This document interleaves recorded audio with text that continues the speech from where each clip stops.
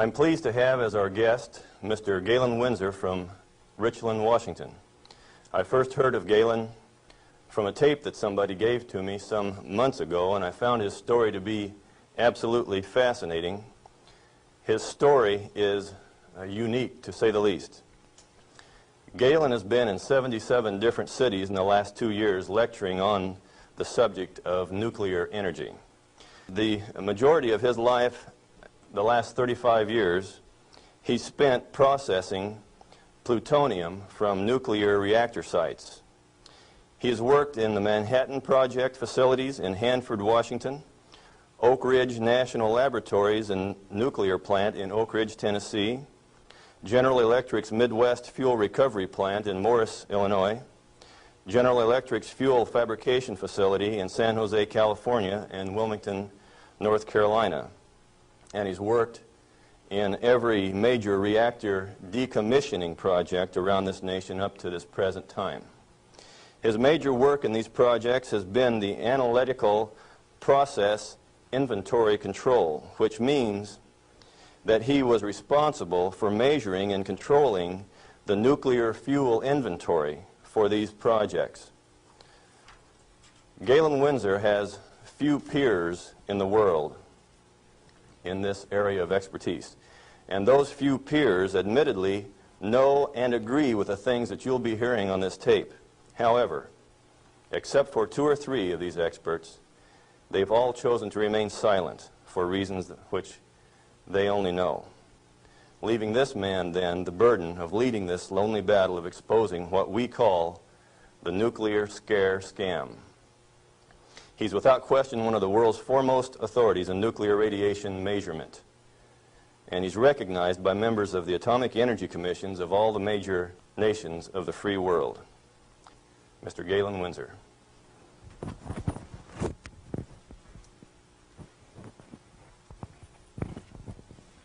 God bless you. Thank you, Ben.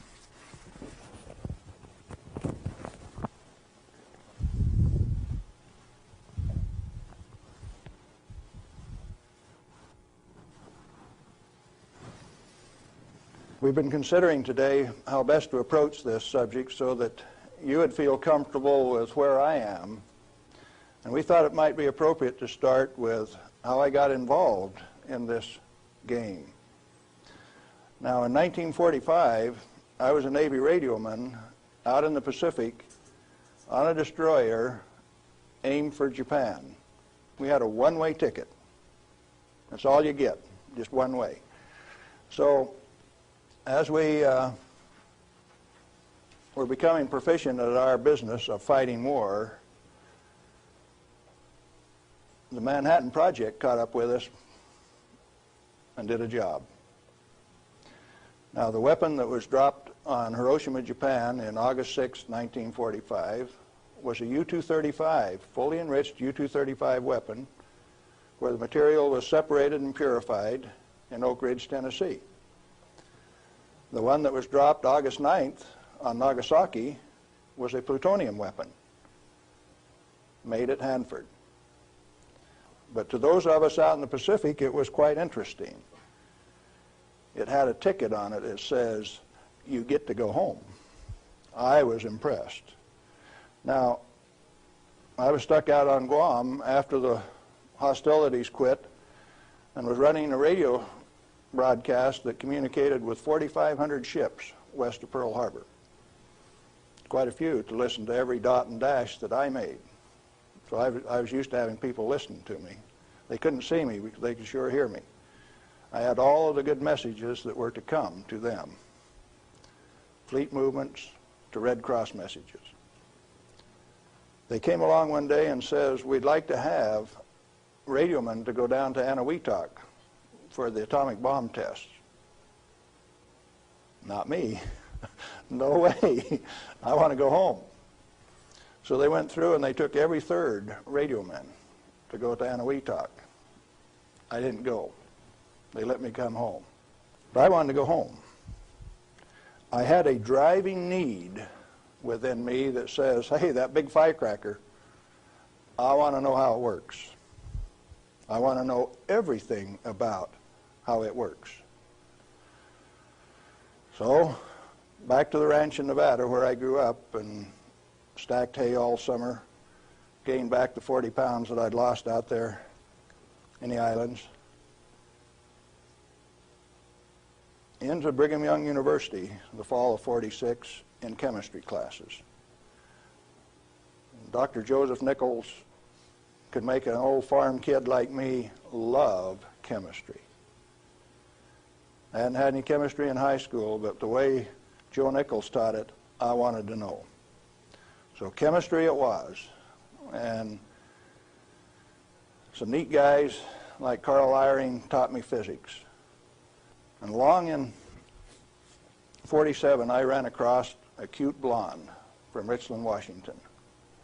Now this girl had been telephone operator for General Leslie Groves and Dr. Enrico Fermi on the Manhattan Project. She got to put through the calls to Franklin Delano Roosevelt for these guys, so she talked personally to FDR. And she told me some of the stories like you've never heard. She says, oh, in those canyons, great things are done. This cowboy from Nevada couldn't even imagine what she was talking about. Well, in 1947, after we were married, I ran until she caught me. But I wasn't going to get married anyway. I wanted to get my education. I had to get on with this thing. And so we went to Richland, Washington for the first time in September of 1947. I saw that those buildings she was talking about were there. 1,000 feet long, 11 stories high, 5 of them below ground. Tremendous things. And people all over. Camp Hanford in those days was a whole army camp just there to secure that place, to provide security. Thousands of soldiers. You move around out in the desert and up out of a foxhole would pop a soldier with a gun in his hand. There wasn't any horsing around. It was all business.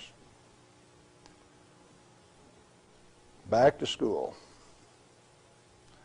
In 1950, I applied for a job up there before I had graduated, and they were in such bad need of chemists, I had a job before I had my degree. And so the last year of my chemistry, mostly English, I did on a bus, riding 25 miles to work in the morning and 25 miles back at night, and I did advanced grammar and business writing and all of those things on that bus.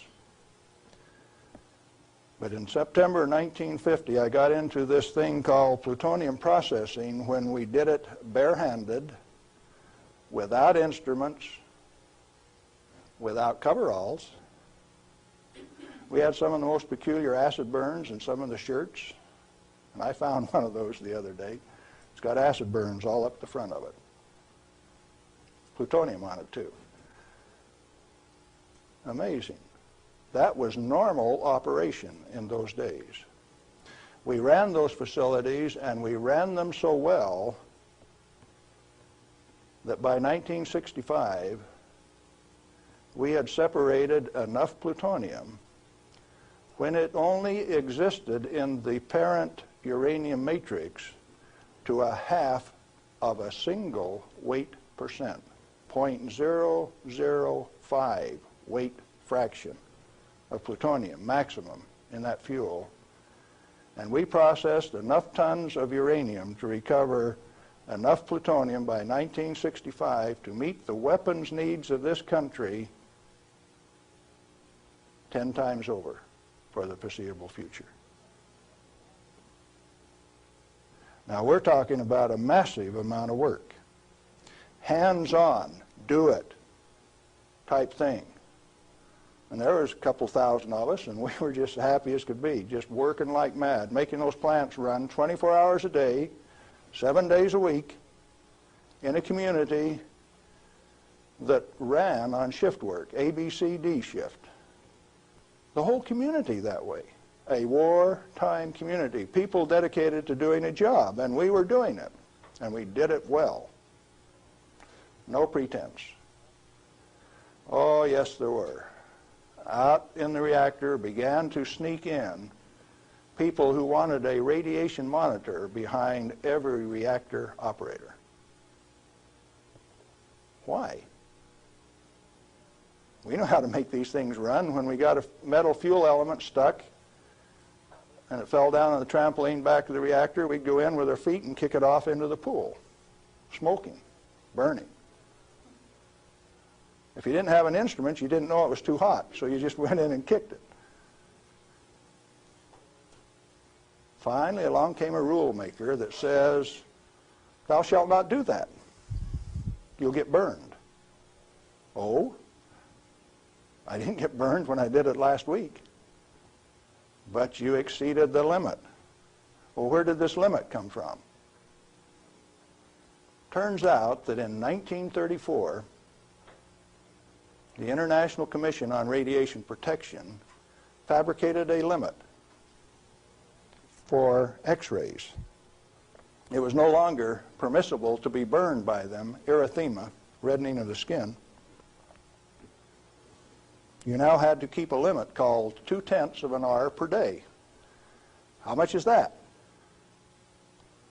Well, you've got to have one of these Beckman instruments to read it, and you have to keep time of exposure. You know, there are 4 requirements on this thing: the size of the source, therefore the strength of the source, the distance from the source, the time of exposure, and the intervening shielding to keep from getting burned. Oh, fine. We've been doing this thing for years now, and we've never been burned. Why have we got these rules? And they says, yours is not to ask questions, yours is to do and die. Don't you ask questions. If you do, you might disappear. Those who broke the rules didn't appear the next day. Military rule? Oh, yes. Absolute. What was your appeal? And people you were working with one day, when they weren't there the next day, you didn't go inquire why. You were just grateful you still had your work to do, and you kept right on doing it. Now, this is in the United States of America. Well, in 1960, we found out that the materials that we were working with, the thing that we called high-level waste, that if you waited 3 years, these million-gallon tanks that high-level waste went into boiled off 15,000 gallons of water a day. Fairly hot? Oh, yes. This material that if it ever broke a line would seal itself off in the ground within a foot, make its own glass. It wasn't going to go anyplace. We did that a time or two. Accidentally, of course. And so we started packaging this cesium-137 in casts in railroad cars like that and shipping it to Oak Ridge, Tennessee. And they'd take it out and make it into a barium titanate and press it into a pellet, and those things were so hot that they actually glowed in the dark from the infrared heat. Now, thermo-ionic conversions came along at this time, so you hooked these little heat sources up to thermionic converters and you took electricity out this side. No moving parts. These things went into the SNAP program. And these early SNAP power generators are what powered the underwater transmitters for our nuclear navy. We've got a regular road map under the sea. All you got to do is have an instrument that knows how to find it, and then you've got eyes on a submarine. You didn't know that, did you? The power from it came from this material that they now call waste. We processed that stuff and packaged it outside at Hanford. Well, we had rules that said 3 R per year is your allowable exposure, that amount of gamma energy that will expose a film pack. But that was for the people that didn't know. We weren't about to follow those rules. We just went ahead and did the job. They send around an investigation slip that says your dosimeter was overexposed 2 weeks ago. What did you do? And they had a cute little form on it that says accidentally exposed to light, and that was the one I always used to check. Because it's the same amount of light. You know, if you get gamma through the film pack, It's the same amount of light as you get when you click the lens on a camera. They wanted to limit us to that. And one day we looked up, and they had. They had limited us to that amount of exposure. Then the fun part of the game begins. You say, who limited us to that?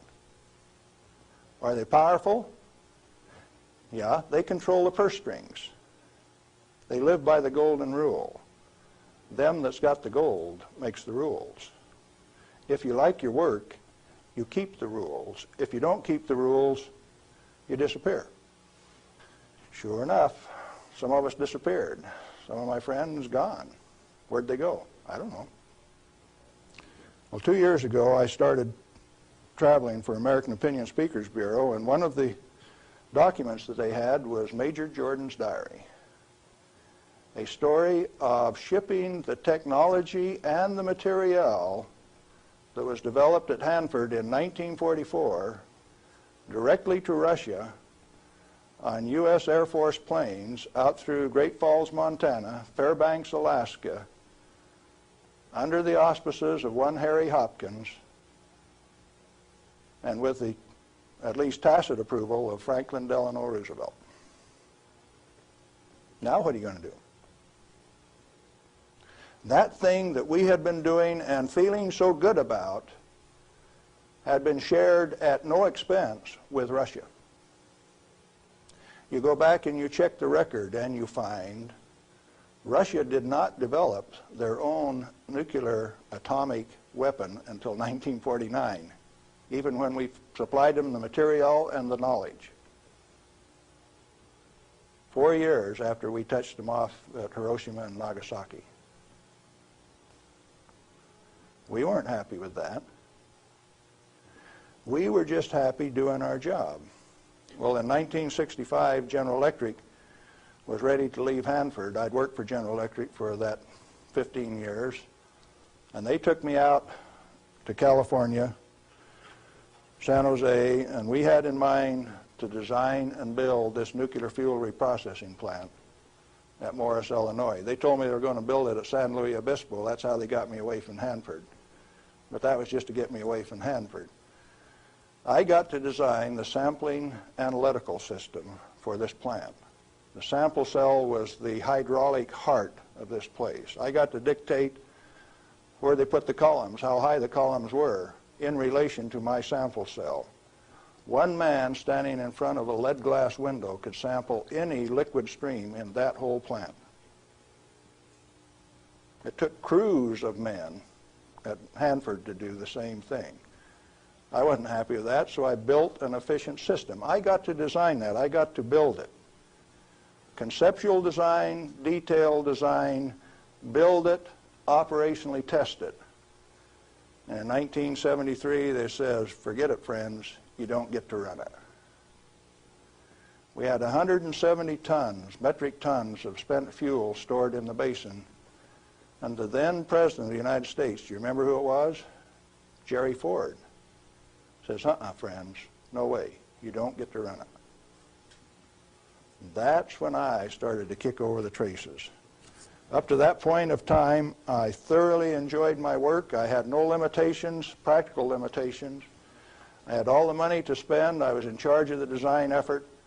I built it the way that I wanted to because it was technically correct. All I had to do was check with engineers and make sure that it was right. And all of a sudden I was told, you must reduce your limits of exposure by a factor of 10. I says, I won't do it. First thing you know, you got the word that says, oh, yes, you will. I says, no way. Well, that's when the rebel, Galen Windsor, started to show up. And when I found out that by management conference I couldn't get to these guys, I figured out another way. Now, in this plant is a beautiful pool. It's got a place to store spent fuel bundles till it won't stop. 660,000 gallons of water, demineralized, just as clear and pretty as it can be. heated to 100 degrees Fahrenheit when the outside temperatures are minus 20, wind chill factors down to a minus 60, and I found out that I could swim in that rascal. You turn off the lights at night and it had a light blue Cherenkov effect. And this kid from Nevada that never could pass up a warm swimming hole used to go swimming in that pool. There wasn't anybody that had the nerve to swim with me, but since I was manager of safety and analytical services at this plant, it was mine to use. Oh boy. I found out that I could do that. I showed some financial types one time that I could stir that pool with my bare hand and check out through the same radiation monitors they did without triggering it. GE didn't like it. I got a letter from him that says, "Thou shalt not tell financial types that you can swim in the pool, that you can stir it with your hand, because if they find that out, they will steal the inventory. They will know that the inventory can be stolen." Oh, is that a valuable inventory? The same material that's labeled high-level waste by our current government, our current Congress. Now, plutonium is an interesting chemical element. It is created in a nuclear reactor. The Manhattan Project built 8 of these reactors at Hanford.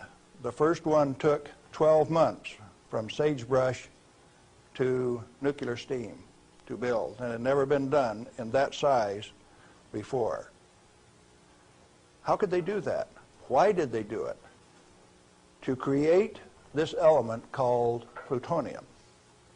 Plutonium has been assessed as being the most hazardous material on Earth.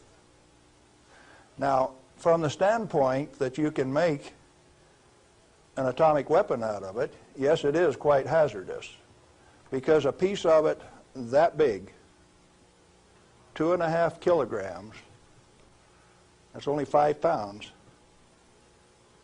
is the force that delivered 20,000 tons of TNT equivalent over Nagasaki. Indeed, it is hazardous.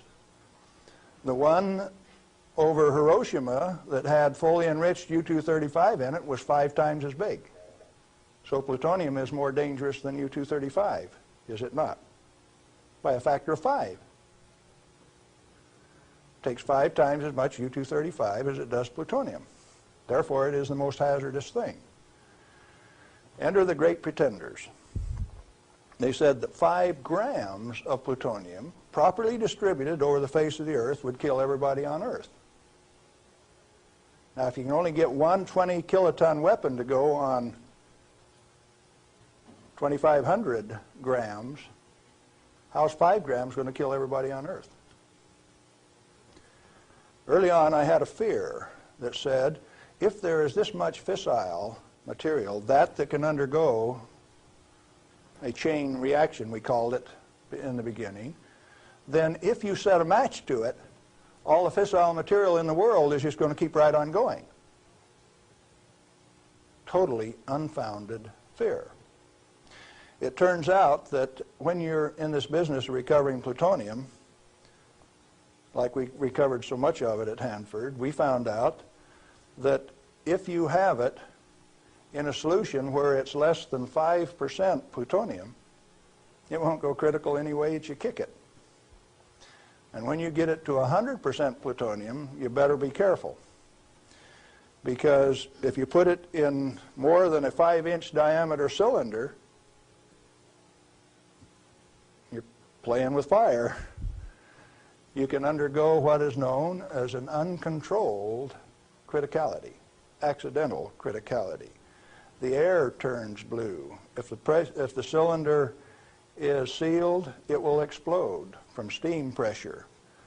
And that steam pressure builds up in a millisecond, which is about that long. No, you don't horse with it. And then you find out that those 8-foot thick shielding walls on those canyons were put there because they didn't know how much was a critical mass. They says, if we make a mistake, we don't want to die, so we will provide the shielding. And so this shielding thing started for no other reason than they didn't know what was a critical mass. Well, through the years, we got pretty good at telling what a critical mass was. And I have worked in a plant where I had half a critical mass in this hand, barehanded, dressed in street clothes, half in this hand, wearing a lab coat, and I'd put this half in a pocket on this side and this half in a pocket on this side and walk down the hall. If those two ever got together, there would be a blue flash. They never got together because I was in between them. And we do that every day. And each half had to meet definite dimension characteristics. And so we'd take them down and pass them one half at a time, and they'd measure it and say, yeah, that one will pass. And then we'd pass them the other half, and that one will pass too. But they were carefully put in separate bird cages so they couldn't get together accidentally. Well, those of us who worked with it enjoyed it. We knew what we were doing. We worked at it. When the President of the United States decided not to operate that fuel reprocessing plant, I started scrambling to find out what was going on. Many things had been done in the name of health and safety. Don't get burned. You got to have a safety record. You have to be safer than anybody else. We were already safer than anybody in the whole world. Well, you can't afford to get burned with this. You've got to enforce the limits. You've got to keep it. And I says, hey, that's not what the ball game is at all. I'll bet you the ball game is something else. And in 1982, when the Congress passed the Nuclear Waste Policy Act of 1982, a guy by the name of Mo Udall, I don't know whether you people in Arizona have ever heard of him or not, authored that bill. It's called the High-Level Waste Disposal Act of 1982. The material he called waste is the reusable uranium fuel that I had been working on for 32 years. Needless to say, Mo Udall and I do not agree on whether that material is waste or not. The name of the game then is, who owns the plutonium and how much is it worth? The government says, bury it 3,000 feet deep in basalt, and we'll hold a contest among the states to see who gets to bury it. Oh? Why do you want to bury it? Did you ask the owners? Who is the owner of the plutonium? May I submit that it's most likely the nuclear power ratepayer. He is paid for the mining, the fabrication of the parent uranium, power generation, and is being charged in advance for its burial. If you're paying for it, to whom does it belong? How much is it worth? In inflated dollars, a ton of reusable uranium fuel contains useful metal isotopes worth upwards of $10 million a ton. Mo Udall says it's high-level waste. The value of reusable uranium fuel scheduled for permanent disposal probably exceeds the national debt. Naturally occurring plutonium quantities, and you know plutonium does occur naturally. Plutonium-244 is found at the residual activities of the several, 8 at least, Oklo phenomenon reactors across the world. First one found at Gabon, Africa. Naturally occurring plutonium quantities have been enhanced by transmutation of uranium. That's the reason we built reactors in the first place. Our ability to detect and measure emissions from these elements is useful in inventory control. When fissile elements, fissile isotopes, are present at less than 5 weight% plutonium-239 equivalent, and the heavy metal oxide matrix is stored dry in air, it has no critical mass. Remember we talked about shielding was because they didn't know what a critical mass was?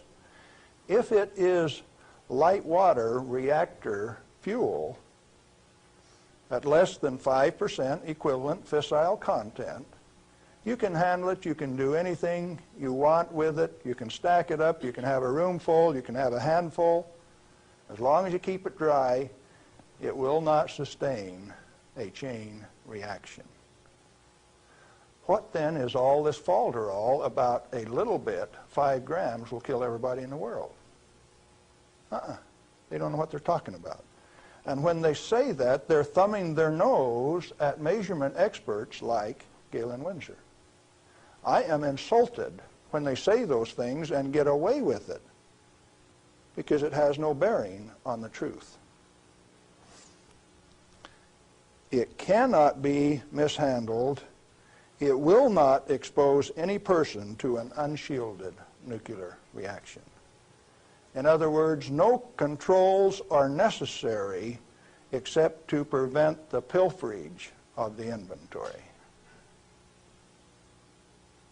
Have you got that one? Let it register. Do you need governmental rules and regulations and instructions? No way. Then why do we have all of those rules? Inventory control practices capitalized on the fear of undereducated masses who work in the industry. I didn't say anything about ordinary people now. I'm talking about the people who have worked in the industry and those who cast stones from without. The Ralph Naders, the Jane Fondas.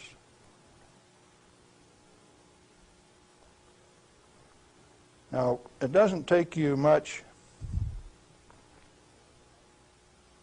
thinking to find out that maybe the industry is the source of the problem. The industry is the one that made up the committees that made the rules that the Congress enforced. You ever thought of it that way? The strangest kind of feather bedding that's ever been dreamed up, it makes the railroad engineers look like pikers. The only amounts of fissile process materials that are of health concern to the handlers are those that can accidentally cause an unshielded nuclear chain reaction, or that will cause erythema from the shortest wavelength, highest frequency, and therefore the most easily shielded ultraviolet light emissions of the electromagnetic spectrum. Big words. Let's see what they mean. The emissions from uranium, plutonium, cesium, all of those things are only important if you assemble an amount that if you get this amount and this amount together, it can go critical. You can get a blue flash and therefore get burned. And that's happened 34 times in the business, and 8 men have died as a result of that. Accidental criticality. Documented in Los Alamos document 3611, if you want to check the source. Or if you've got enough of it together that it's giving off ultraviolet light of this particular wavelength and frequency without any intervening shielding, enough to burn you, sunburn you, erythema, reddening of the skin. If it's less than that, if the effect is less than that, then what is the problem? Excessive government regulation. That's what's the problem. Tritium. Heavy water. Deuterium is hydrogen 2. Tritium is hydrogen 3. if you let an inventory get away from you, what's going to happen to it out in the biosphere? Nothing other than it will become diluted and join the naturally occurring inventory of tritium, because tritium is created in the upper atmosphere by sunlight. We have a natural inventory of tritium. Then the only thing that happens when you release tritium, which is the trigger mechanism for bombs, it's the source of the push that makes it go, is that you lost a valuable inventory. Then what of these people that are pretending that a little bit of tritium is going to do you in? It is not so.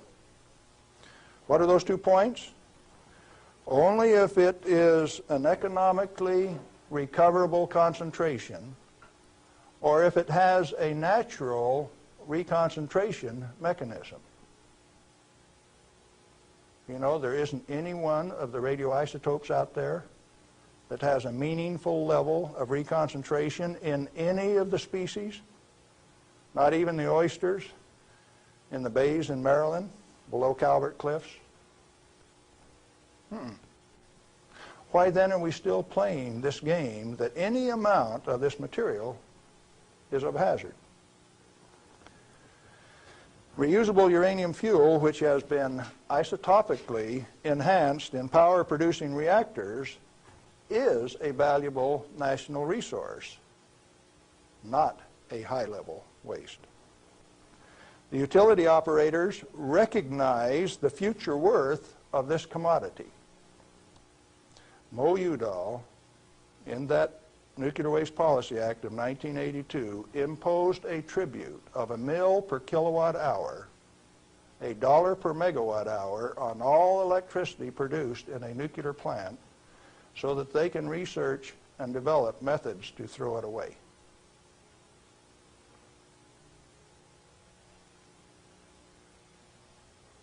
Why do the utilities willingly pay this amount to the Secretary of Energy? To limit their liability exposure. Who pays that amount anyway? The consumer of nuclear-generated power. You have no choice, and therefore I call it a tribute. At the same time, they have provided their own storage basins at these reactors at ratepayers' expense to retain ownership control of the plutonium resource. So you consumer, you ratepayer, you taxpayer, are paying for the storage of this fuel, and WNP2 at Hanford has storage that will take them through the turn of the century, and yet every day they are paying a tribute to the Secretary of Energy, with the concurrence of the United States Congress, and signed by the President of the United States in 1982, 83. Who was that? Ronald Reagan. They have provided those storage basins at ratepayer expense to retain ownership control of the plutonium resource. I started playing a game one day, 7 years ago. I says, okay, Portland General Electric, you've got the Trojan reactor, you've got a storage basin problem, I'm going to make you an offer. I made them an offer that says, I will take all of your spent fuel, FOB your basin, if you will give it to me. In other words, I will take it off your hands at no expense to you. I will ship it, I will store it, I will do everything that needs to be done to that fuel. And you know what they told me? Can I quote them? Go to hell, Galen Windsor. We value it more valuable than platinum or gold. We're going to play the plutonium futures ourselves. Now, where did I learn that the name of the game is who owns the plutonium and how much is it worth?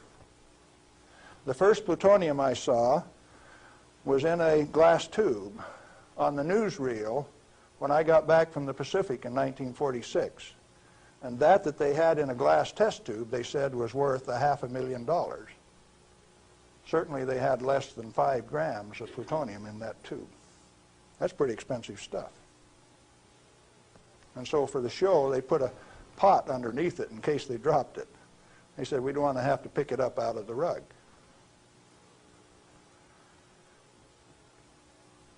When it was decided for us not to operate this plant, plutonium was guaranteed on buyback by the federal government at $43 a gram. That's quite a price drop, don't you think? When that price guarantee went away in October of 1971, the price of plutonium became $10 a gram. It steadily went down to where its present worth on the market is a minus $2 a gram per year. That's what it costs you to hold on to a plutonium inventory on a material that has been declared worthless by the utility owners and rubber stamped by the Congress of the United States, and they're spending billions of dollars digging a hole in ordinary rock so that they can throw it away, dispose of it. Okay, what are you going to do with it? Reusable uranium fuel may be properly stored in air-cooled, dry storage in a cost-effective manner. Nuchem in Germany offers this immediate and long-term option as a necessary and safe step prior to reprocessing. They're doing it in Europe. At least 4 regionally located facilities are available in the United States where this concept can be used right now. Barnwell Nuclear Fuel Plant in South Carolina, Midwest Fuel Recovery Plant in Morris, Illinois, this one, Nuclear Fuel Services in upstate New York, and Redox Processing Plant at Hanford, Washington. These fully shielded, already radioactively contaminated storage areas have secure, limited access. All have been operated under processing conditions of 10 CFR 50, and the MFRP has a 10 CFR 70 storage license, the only licensed storage facility away from a reactor in the United States. It singly, all by itself, is capable of storing all of the reusable uranium fuel that needs to be moved away from power reactors for the remainder of this century. We had that storage designed in 1975. Had the approval of the design. Why then are you spending money over here in New Mexico on the waste isolation project? Why are you spending money at Hanford at the basalt waste isolation project? Why are you spending money at Beatty, Nevada for storage when I can already store it in this building that's already built? I just named you 3 others that can do the job all by themselves too. And I know where there's 14 more buildings that can do it. What are we going to do? Redox and other excess facilities at Hanford are capable of dry storing all commercial REF until plutonium recycle, at least through 5% enrichment, is reestablished, or until the 22nd century, whichever comes first.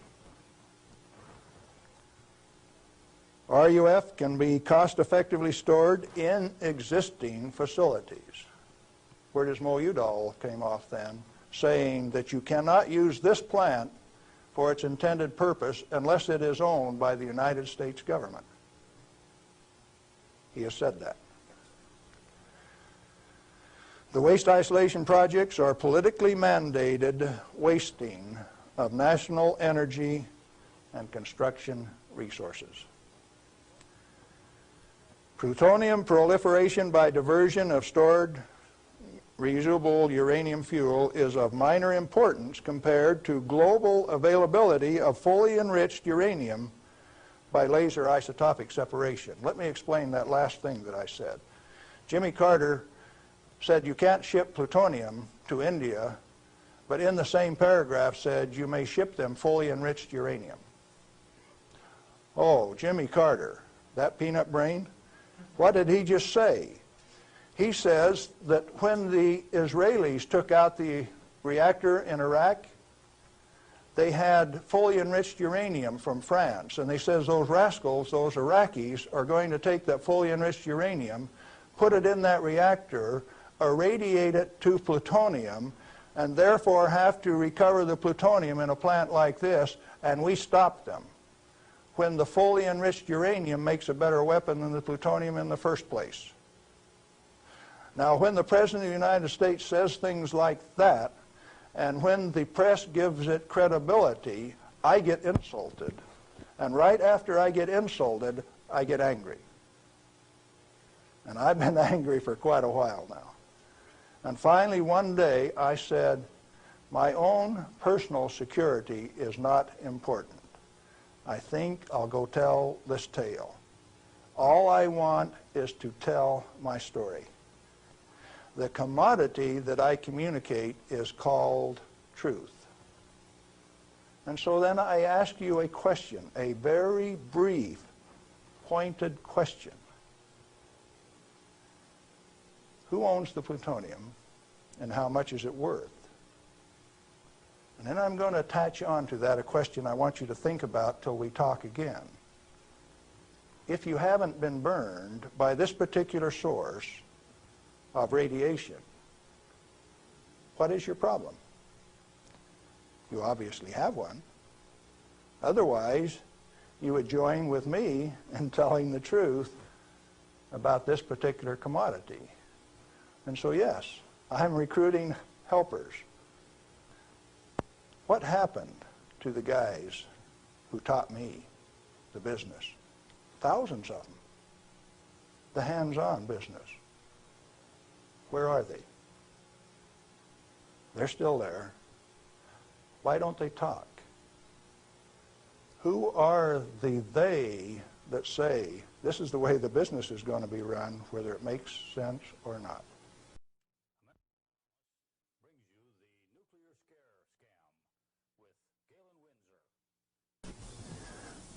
We're back with Galen Windsor, and we're talking about the nuclear scare scam.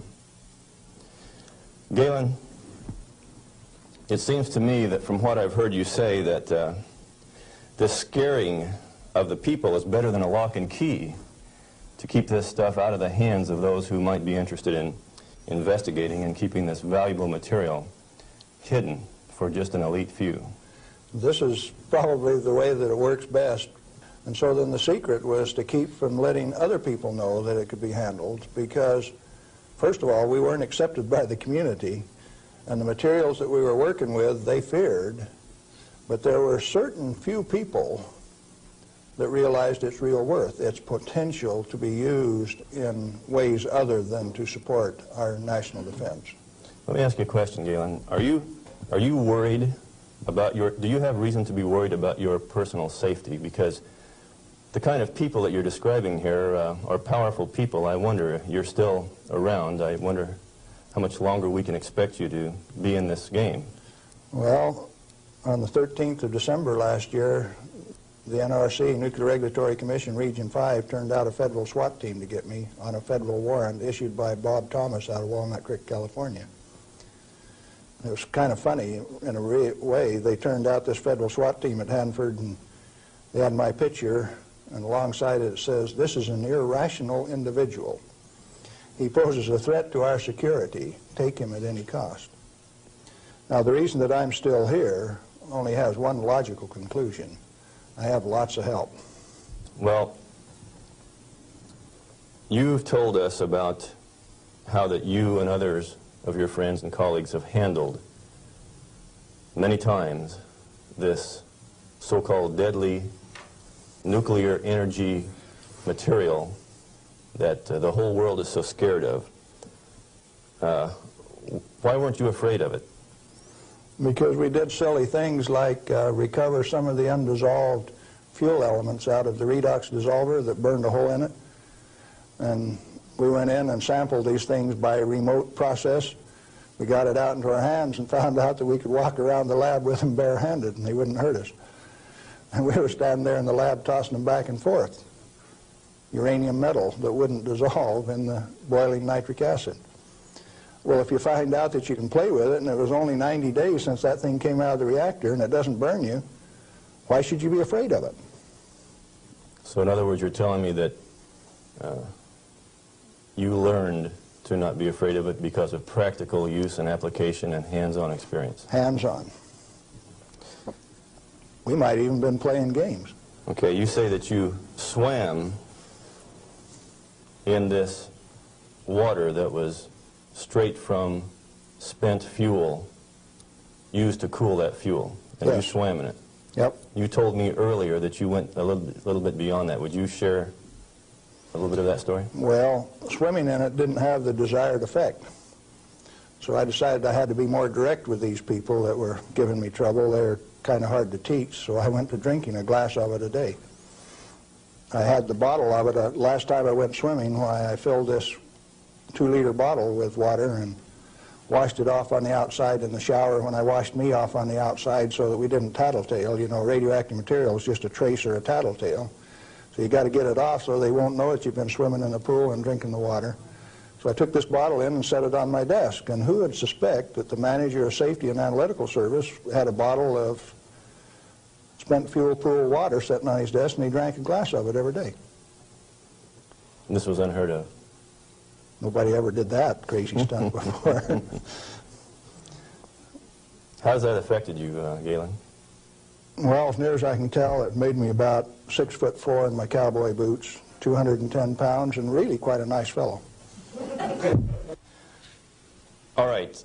What then happened as a result of your doing this strange experiment on your desk with this water? What was the result? Can corporations have a heart attack? I think General Electric had one, because after they ran me through a whole body gamma scan in December of 1974, by the time I got out, because I had a plutonium lung burden and it took 45 minutes to an hour to count that, everybody on site knew that the manager of safety had been swimming and drinking in the swimming pool, the spent fuel storage pool. Had cesium-137 at a ferociously high level. It even exceeded the NRC's limit. And I'd been drinking it. They knew the fat was in the fire. Now, where do we go from here? Well, first of all, I got a poison pen letter from the people in San Jose. And he says, "Thou shalt not do those things. They'll find out that the inventory can be stolen." Well, that didn't sit very well with this cowboy, because nobody tells me what to do, particularly when what I do is right and hasn't harmed me. Who are they to tell me what I want to do? It just didn't sit very well. I was going to do something about that. What was your motive in this? Correct information. As an expert in the measuring system, why, it was very obvious that I knew the parameters of inventory control, the disintegration rate of each of these isotopes, how to measure them. That's how we regulated our inventory. And to have these rascals come along and start playing games with the information that I was very expert in, that I had designed the analytical system for this plant around, disturbed me a little bit. Now, it made me fighting mad, and I got angry. And I have to admit, in retrospect, that for the next 5, 6 years, I was more than angry. I was hard to live with. Just ask my wife. Well, in your estimation, then, how dangerous is a nuclear reactor plant? A nuclear reactor plant is just a way to boil water that's the cleanest, neatest, most economical way to boil water that you've ever seen. And so, in my estimation, nuclear reactors ought to be insured under the same insurance policy as any other steam boiler plant, power generating plant. And to have special consideration under the Price-Anderson Act means that the insurance industry has already paid off the Congress so that they can have a ripoff,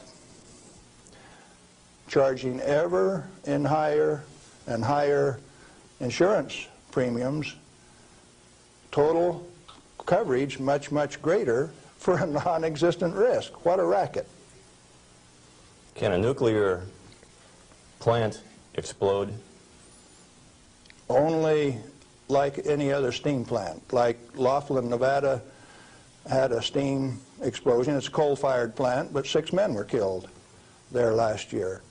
That could happen at a nuclear plant, but as far as an atomic explosion, good heavens, no. No way. What kind of accidents can actually happen at a nuclear reactor generator plant? You could lose your moderator and the reactor would shut down, the control rods would stick in and you wouldn't be able to start it up. You might do several things that would invalidate some of the safety controls. For instance, an emergency core cooling system. The only reason they put ECCS on a reactor is to destroy it. When you start these big babies up, because they're so big, you only warm them up 50 degrees an hour. And they say, we got an emergency, throw the emergency core cooling system on like they did at 3 Mile Island 2, and you're going to thermally shock that big machine and ruin it so it can never be used again. Let's talk about 3 Mile Island. What really happened there? We've heard all kinds of stories about meltdown, and they made movies on it that this meltdown could melt right through the earth, clear through to China, and we've seen a lot of scare stories. What really happened at 3 Mile Island? Do you know what really happened there? Yes, I do. I followed that one very closely. In fact, I know the guys personally who wrote the script for China Syndrome and also wrote the script for the 3 Mile Island fiasco. Dale Breidenbaugh, Dick Hubbard, and Greg Miner, who used to work with me at General Electric, are the MBH associates that wrote that China Syndrome script. And not only that, remember that was the time China Syndrome came out, Jane Fonda starring. 14 months ahead of the TMI-2 accident, it was predicted in writing in New York State that that accident would happen 1 year from the date that that 3 Mile Island 2 reactor started up. It started up in March 1978, and it went down March 28, 1979, right on the day, 1 year anniversary. In other words, with 14 months advance notice, the industry still went along with the sham. Nothing happened there except that the owner, the operator, and the regulators conspired to turn it off. What melted? The top of the fuel rods, the third time that the core got uncovered, due to internal pressure, blew the top off some of those rods. They've got Inconel springs in them to keep the pellets, fuel pellets from vibrating when it's running. Those things are under compression, and when they reduced the outside pressure and the fuel rods were still hot, it blew the top off some of those fuel rods. The fuel rods in TMI-2 are internally pressurized to about 1200 psi with helium gas so that they don't reverse dent when they're hot and running for 5 years. And when they drop the outside pressure, why, that internal pressure with those hot rods blew the side out of some of those rods at the top. But melting, the fuel is already an oxide ceramic. It is a pellet. It's been pressed into a ceramic. When you pick it up and feel it, it feels like metal. It's pressed so very, very tight, hard. And so, no, the fuel didn't melt. The China Syndrome is a scriptwriter's fantasy. Right here, I ought to tell a story, I guess. See, I spent 3 weeks on the island in March of 1981, the 2-year anniversary of this particular, quote, accident. And Tom Hall, who stood alongside Enrico Fermi when they pulled the control rods on 100B in October 1944 at Hanford, and I were delegated to go to the island and find out what happened, and so we did. We went over all of the records and everything else, and there, as we could tell from performance records, 51 thermocouples, for instance, only one of which went over 1,000 degrees Fahrenheit. The center line temperature of those rods when they're running is 4,032 degrees Fahrenheit. And so they say things like over 50% of the core was greater than 4,000 degrees. Yes, it was. If it wasn't running at 100% power. So they take that kind of information and bugger it all up so that you don't understand what's going on. They give you a little bit of it. Well, the worst joke that people could dream up, and they says, do you know what the NRC's worst nightmare is? No, I don't know what that is. Galen Windsor and Tom Hall in the TMI-2 control room for an hour by themselves. You know why people that know laugh? These crazy guys from Hanford would have started that baby up and showed that it would run. We'd have started it up, and they were afraid of us. So there was no accident at 3 Mile Island? No, they did it on purpose. Shut her down. Very interesting. Can nuclear radiation cause mutation in people and animals? If a cell gets too much radiation, it dies. And so if it is a sperm or an ovocyte, why, they die. They don't reproduce, and there are no mutations. I think the good Lord built that safety factor in. So you're saying that mutation in future generations is an unfounded fear? Yes, and the studies of the people at Hiroshima and Nagasaki have borne that out. Those people do not have that. Now, they showed the immediate effects of too much radiation. The women who were pregnant showed, the embryo showed the effects of very similar to rubella, measles. Some deformity, certainly, from that radiation insult. But that's not the kind of mutation that's going to go on to the next generation. Galen, what and where are these burial sites, and what's in them for this so-called nuclear waste? I've been hearing stories about stainless steel containers buried in concrete under the ocean, boiling for over 2,000 years. That sounds like a real story. Let me start out by saying there are no nuclear waste, only materials created in a reactor to be recovered and used beneficially. Now, high-level waste is radioactive and self-heating. And so fuel, reusable uranium fuel, fits that definition. But if you disregard its intrinsic worth, why then, yeah, it would fit the definition of high-level waste. But let's say there isn't any high-level waste, only material to be recovered and used beneficially. Then what's the low-level waste fiasco? That's an excuse for a federally mandated, non-inspectable disposal system so that organized crime can get rid of any evidence that they want, and it can never be dug up again. They're afraid to look in there. Not afraid. They don't want you to. They've got rules on the transport so that if you have an accident with a low-level radioactive waste shipment, why, you call out all of the state police and you make sure that nobody looks at it, that nobody gets exposed, that there's no spreading of the contaminated material. And it's also that you don't find out whose body's in that drum. The situation got so bad that the smell of human flesh was so great that they made it so that you could ship animal biological waste in refrigerated vans so that it wouldn't stink up before you got it buried. What is then in these low-level or high-level or whatever containers under the ocean? Nothing.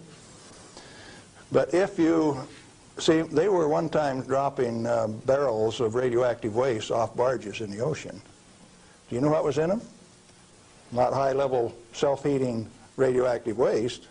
Probably had a few bodies and a few guns and a few knives and a few evidences in them too. If you drop them in the ocean, they are truly disposed of. So you know there's an international trade in that right now? You can't do it in the United States, so they transship it across the ocean to South Africa, and they can bury it offshore. So what is in those drums? Well, that's what you're telling me then, that I needn't worry about boiling drums under the ocean for 2,000 years. No, no way. Thank you. I'm glad to know that. Well, one more question, Galen. What do you feel like a good portion of these men in Congress know this already? I know they do. I went there 4 years ago and sat down with the Senate legal staff and told them my hour-and-a-half-long sad story, and Sam Bollinger, one of the lawyers, stood up and he says, "Galen, if I understand you right, why, you want us to have President Reagan snap his finger and make this thing come up straight." And I says, "Hey, Sam, terrific. Go ahead and do it." He didn't take that challenge. He says, no, I'll tell you what, Galen, industry likes it the way that it is.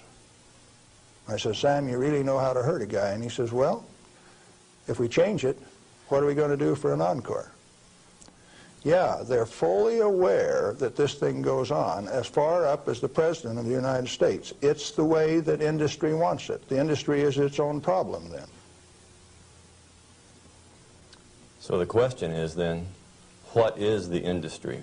What is the real story here? Is this an industry of nuclear energy? The industry has been ripping it off for years and years. In 1975, we knew that large nuclear reactors were dead, that large is not the way to go. The way to go is small, mass-produced nuclear reactors sitting right in the middle of town, 1 every 10 blocks, producing power. We haven't built a reactor right yet. It's time that we do it. Why haven't we? Because of a federal energy cartel.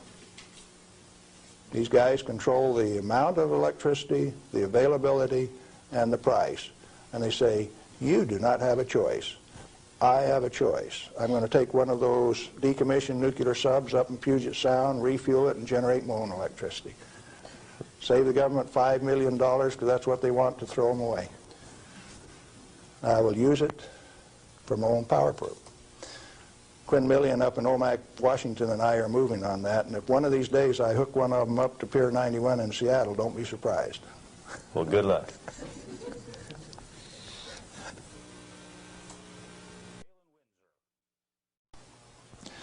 I'm Galen Windsor, and I thought I'd share a few hands-on practical things that have to do with this nuclear scare scam. Now, you've heard that gamma energy, the kind of energy that comes off a rock like this, is the most penetrating, most damaging of all radiation.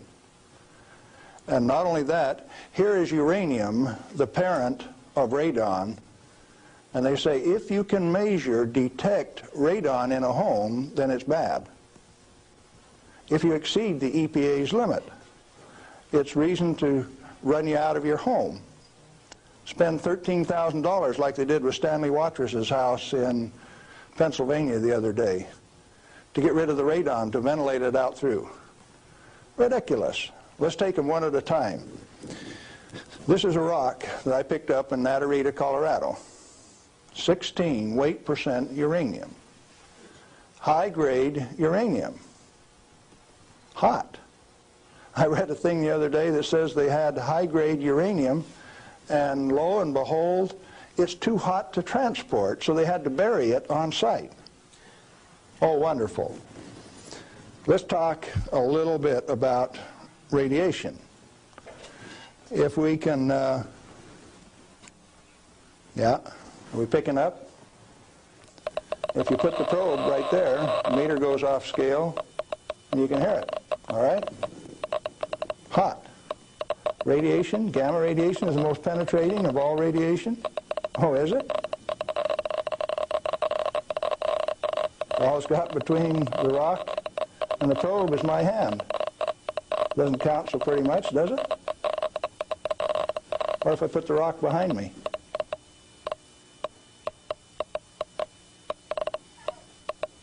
You don't suppose they've been lying to you, do you? I suspect they have. Well, let's do a little bit more. I got a black bottle. This stuff comes in white bottle. A bottle of no-dose. You can send children down to the drugstore to buy no-dose. All they need is money. In this are 60 white caffeine pellets. And this one is uranium oxide, U3O8. You can't buy it for love nor money. The state of Washington sent 2 of their Gestapo agents over to my home to confiscate my uranium samples on the 17th of December last year. Got a challenge. I'd like to have somebody in the room volunteer to take all of this bottle or all of this bottle. The only thing that I'll tell you is that one of them won't hurt you and the other one will kill you. Do you want the white stuff or the black stuff? White stuff? You do. There's enough in there to kill 4 men your size. The government says we got to ban this material. It's radioactive. Let's check it in the bottom of the bottle. Not very radioactive. Let's take the cap off. Oh goodness, very radioactive. This instrument will only count gamma, energy. It's just energy. Light's coming from those lights, only you're getting lots of infrared from the lights as well as ultraviolet.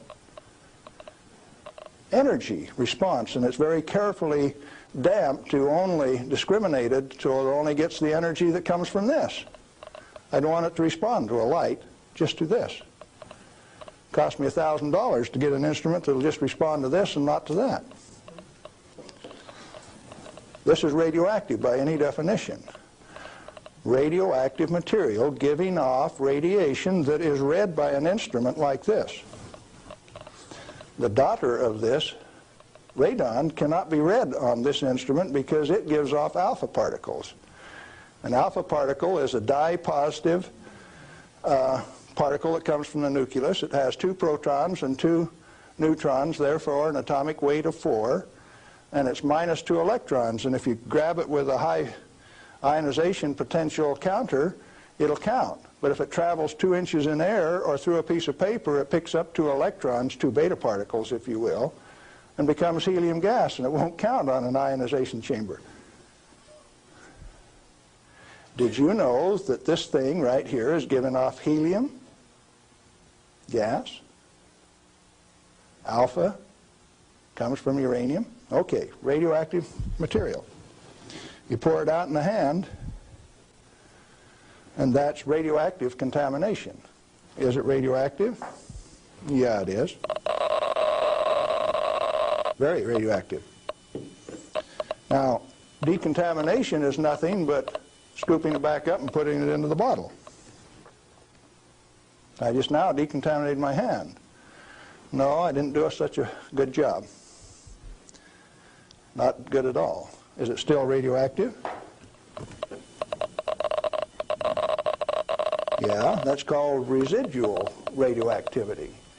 Now, under the decontamination rules of the government, when you decontaminate somebody like this that's that contaminated, and this is certainly a reportable incident under current DOE regulations, when you decontaminate him, it has to go down a controlled drain so that you don't disperse radioactivity. Do I qualify as a controlled drain?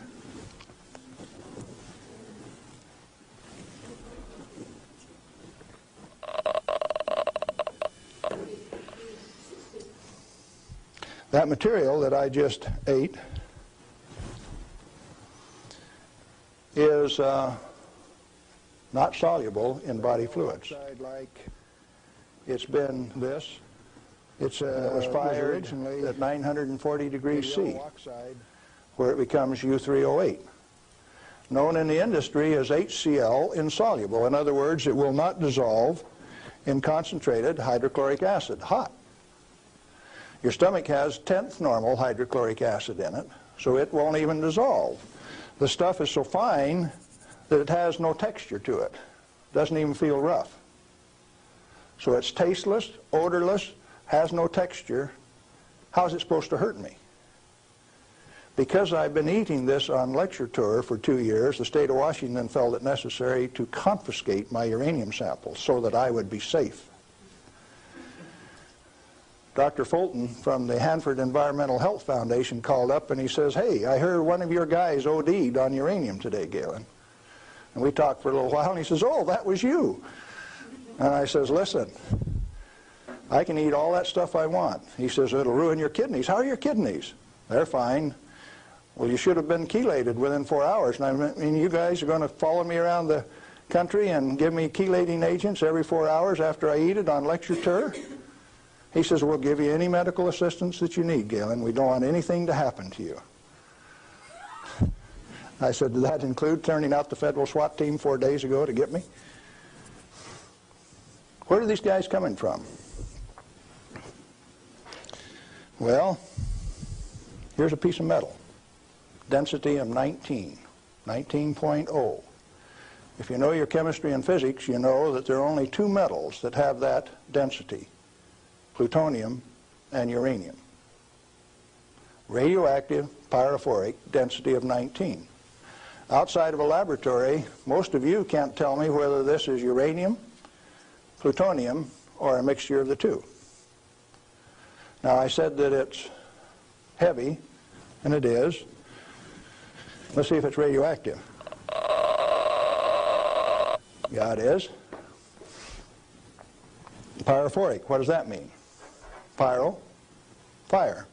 Black on the end.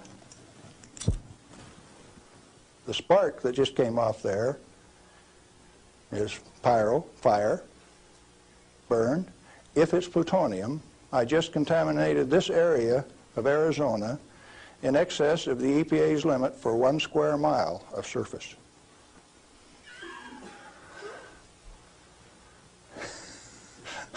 Somebody laughed. It's serious. The end of progress altogether says that I just contaminated you in excess of the limit for 1 square mile. It's now silver on the end. Tomorrow it'll be black because it self-oxidizes, this black color like this, all by itself. Plutonium does that and uranium does that. Is it hazardous? Yeah, it is, because they take depleted uranium metal and make it into 50 caliber bullets, fire them from shoulder-held weapons. In 1976, they obsoleted tank warfare with these things because it only takes one dog face with one weapon to knock out a 65-ton tank. It'll go through 3 inches of armor plate, and when it comes out the other side, it's that white hot spark that we just made.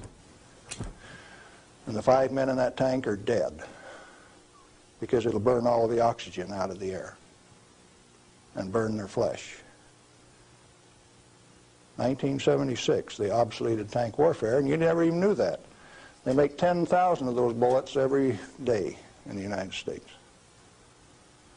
We got enough in arsenal to sink all of Russia's tanks, and our boys in the Defense Department don't even talk about it. Yeah, it's hazardous to your health. Reminds me,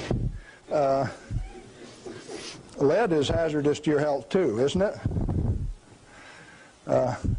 Particularly if it's in a 45 slug like this and it hits you right here going about 2,600 feet per second. It's not the material, it's the impact from the velocity. Let's be very specific in the words that we use. This particular chunk of lead came out of a human body. My son, who's a deputy sheriff, thought maybe I could use it on tour. That's called dying of lead poisoning. Anything less is a figment of the imagination because it's not soluble in body fluid either.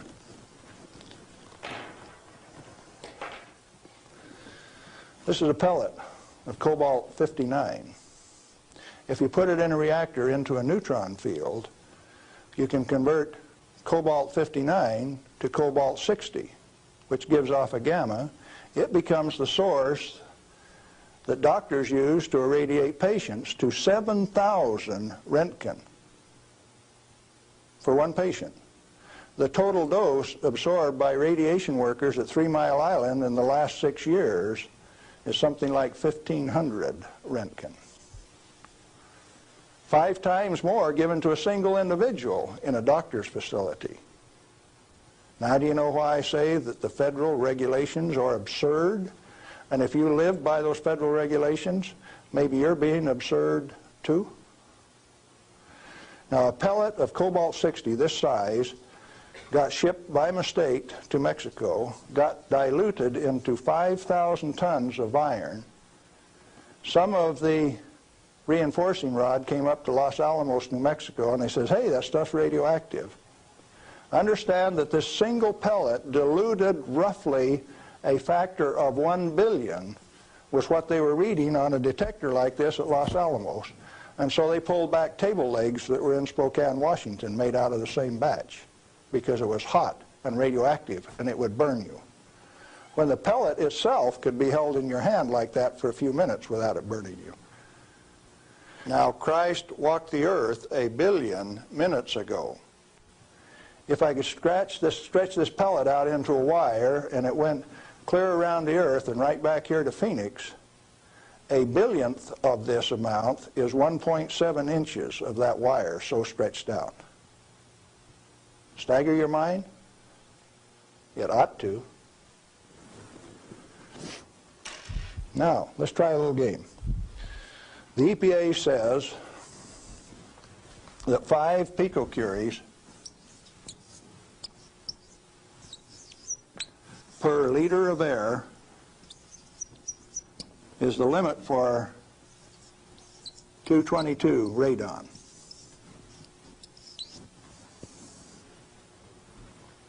And they handle that like it's a real number. Madame Curie says that 1 gram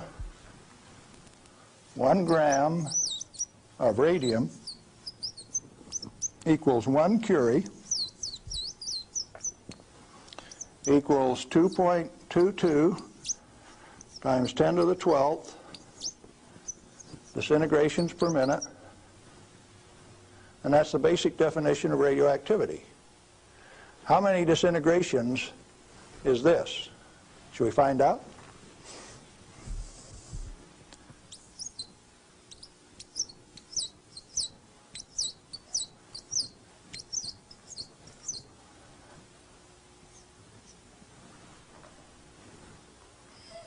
And the EPA, in its wisdom, says that 11 disintegrations per minute from 1 liter of air, you have exceeded the limit. You know what I did the other day? I've been having a little tough with some legal authorities up in my house. So I took one of these bottles of uranium like this, and I dissolved it in an Erlenmeyer flask with nitric acid. And I got a crack in the basement floor, and I squirted that whole bottle into that crack on the basement floor in acid solution so that it'll drive that counter off 3rd scale any place along a 10-foot section of that crack that I put. When they bring the radon measurement in there, you know what the radon's going to do? It's going to go off scale in their measurement. It won't go that high. If Watrous' house with 17 times this limit in it was caused to spend $13,000 and give it national TV coverage, press coverage, think what Galen Windsor's house is like. I went to the trouble to notify my congressman about it, Mike Lawrence, the manager of the Department of Energy in the Pacific Northwest, my state representative, Ray Isaacson, and a few other astute people, including the banker and the lawyers and the appeal court. What are they going to do with that? I set them up on that last Thursday, and I come down to Phoenix, so I escaped the falderall. What I'm saying to you is that the federal regulations are absurd. The congressman that put them into place ought to be fired. They ought to be sent home. The regulators, what do you do with them? Quit paying them. The taxpayer, the electorate, elects those people to go out and do a job. Why do you continue to pay them when they're teaching you baloney? When they're putting in regulations that don't make any sense? Cut it out. Quit paying them, fire them, send them home. The term I grew up with says can them. Is it easy? Apparently not. You haven't got the job done. The majority of the Congress is irresponsible, amoral, atheistic, irresponsible. Let's see, how many more adjectives can I drum up? But that many. Let me tell you. We as the people sent a bunch of rascals out to the energy store with a signed blank check. And we say, hey fellows, if you run out of money, just go build us a good power plant. If you run out of money, come back and we'll give you another signed blank check and guarantee the payment out of the ratepayer's pocket. Tennessee Valley Authority has the most nuclear reactors of any outfit in the place. Not one of them has produced any power since last August. Browns Ferry 1, 2, and 3 in Mississippi hasn't produced any power since last March. And they don't plan on producing any power at Browns Ferry until mid-year in '86. at $1 million a day in lost power revenue per plant and held off in the name of health and safety? Now tell me we didn't send rascals out to the energy marketplace with a signed blank check. They're still getting paid. Those reactors are all fully fueled, fully staffed, and just sitting there. Who's getting taken? The ratepayer. You're still paying more and more for your electricity all of the time. Now, Bonneville Power Administration says that 57% availability is okay for a nuclear reactor. Maine Yankee is often run at 103% availability, which means it's running over nameplate rating. Enough days out of the year that its average availability is 100%. Bonneville Power Administration of the Department of Energy says that 57% availability is okay. That means that you can let those things set down 43% of the year, and that's judged as an acceptable performance on the part of the government. There's an obvious answer. Get the government out of the energy regulating business.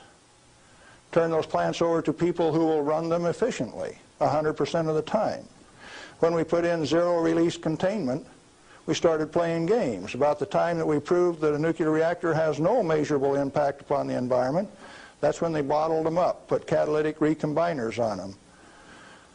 Some of the reactors in Texas were designed not to breathe for 8 years at great expense. Why?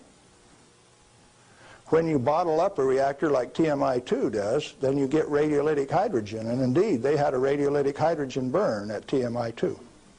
And they moan and they groan about that, and all they had to do was open up the windows and let the breezes blow through. You don't need containment on them. I'm going up to Colorado this weekend to meet with the Uranium Producers Association. And they're upset because the government is dumping uranium on the market and raising the price of the commodity that they get their bread and butter from.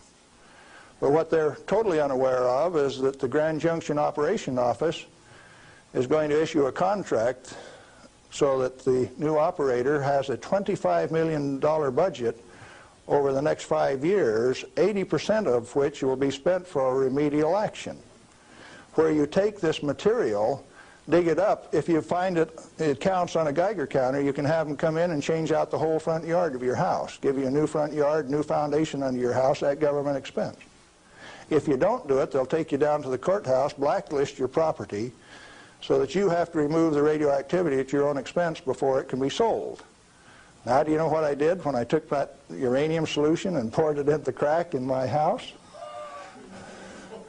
I set up the United States government, and that episode is about to be played. Did I do it on purpose? Yeah, I did, just like I used to dive into that swimming pool and drink that cesium-contaminated water. I found out that it doesn't hurt me. You need to find out that it doesn't hurt me, or you.